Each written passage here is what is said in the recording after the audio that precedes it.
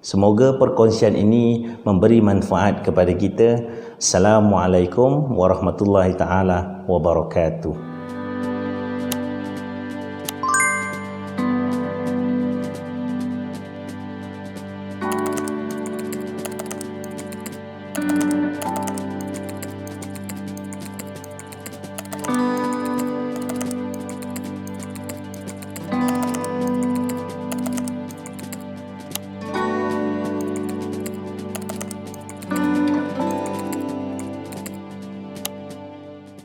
Bismillahirrahmanirrahim. Assalamualaikum warahmatullahi taala wabarakatuh.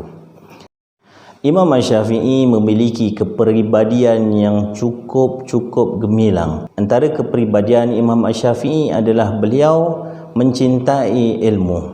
Andai kita ini merasa bahawa kita ini miskin, ataupun kita merasakan bahawa kemiskinan menghalang kita daripada untuk belajar, maka ketahuilah Imam Asy-Syafi'i merupakan contoh untuk kita terus berusaha. Di awal usia, beliau telah menghafaz Al-Quran dan menghafaz kitab Al-Muwatta'. Miskinnya beliau sehingga tidak mampu untuk membayar yuran, tidak mampu membeli pena dan alat tulis, sehingga dalam satu kelas pengajiannya bersama Imam Malik, beliau telah menulis di tapak tangan dengan air liurnya untuk membantu beliau menghafaz pembelajaran pada ketika itu. Imam Malik perasan apa yang dilakukan oleh Imam Syafi'i.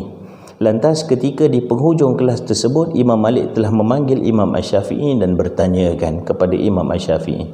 Imam Malik ini merupakan satu orang yang cukup mementingkan adab. Maka sekali imbas, Imam Malik telah melihat perbuatan Imam Asy-Syafi'i merupakan satu perbuatan yang seperti main-main di dalam kelas. Jadi Imam Syafi'i memohon kemaafan dan menyatakan bahawa beliau sedang melakukan hafazan dan menulis untuk membantu hafazan beliau.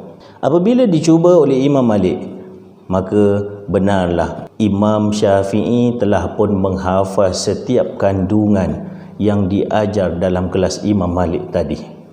Ketika belasan tahun sudah diiktiraf keilmuannya, tetapi tetap saja cenderung untuk menuntut ilmu sehingga membawanya meninggalkan kampung halamannya menuju kepada kota Madinah dan kota-kota yang lain.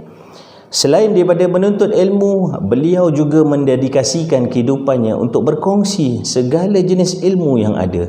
Keilmuannya dipandang tinggi sehingga digambarkan pengajian agama yang berlangsung di Masjid Baghdad.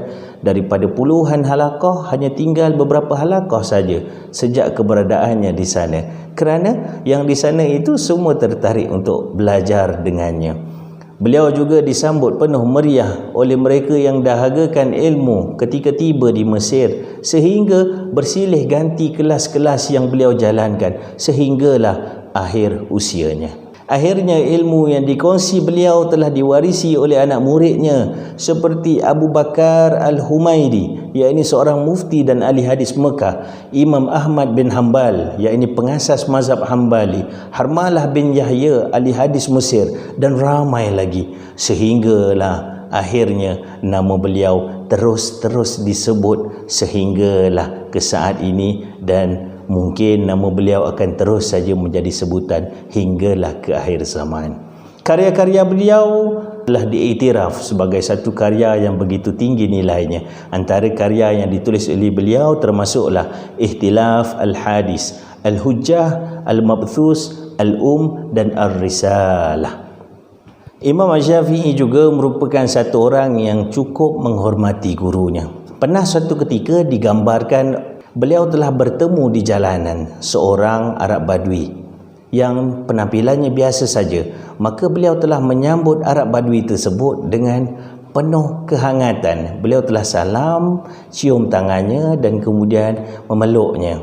Sahabat-sahabat dan anak-anak muridnya berasa kehairanan melihat peristiwa tersebut, kerana menurut sahabat dan anak muridnya ramai lagi guru-guru yang lebih pantas untuk dilakukan seperti itu. Maka Imam Asy-Syafi'i telah menyatakan kepada mereka semua bahawasanya ini merupakan salah satu guru telah mengajarkannya cara untuk mengenali anjing dewasa. Itu merupakan guru yang mengajar tentang anjing, apatah lagi guru-guru yang lain. maka tidak hairanlah Imam Syafi'i ini digelar sebagai tongkat Imam Malik, kerana di mana saja Imam Malik pergi, maka Imam Syafi'i akan berada di sampingnya. Imam Syafi'i merupakan satu orang yang warak. Imam Syafi'i melazimi mengaji Al-Quran, sehingga menurut anak muridnya, Imam Syafi'i khatam Al-Quran 30 kali setiap bulan. Dan dalam bulan Ramadan, beliau akan khatam sebanyak 60 kali. Imam Syafi'i juga begitu konsisten istiqamah dalam melaksanakan ibadah, iaitu Imam Syafi'i akan membahagikan waktu malamnya kepada 3 bahagian, dan salah satu bahagian tersebut akan digunakan untuk beribadah kepada Allah Subhanahu Wa Taala.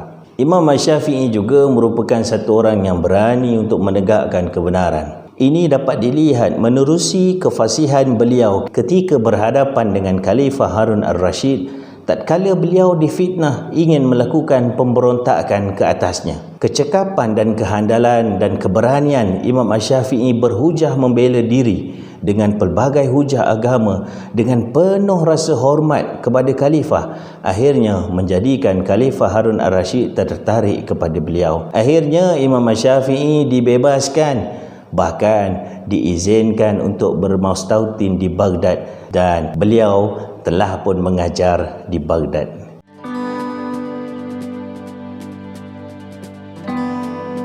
Semoga perkongsian ini memberi manfaat kepada kita. Assalamualaikum warahmatullahi taala wabarakatuh.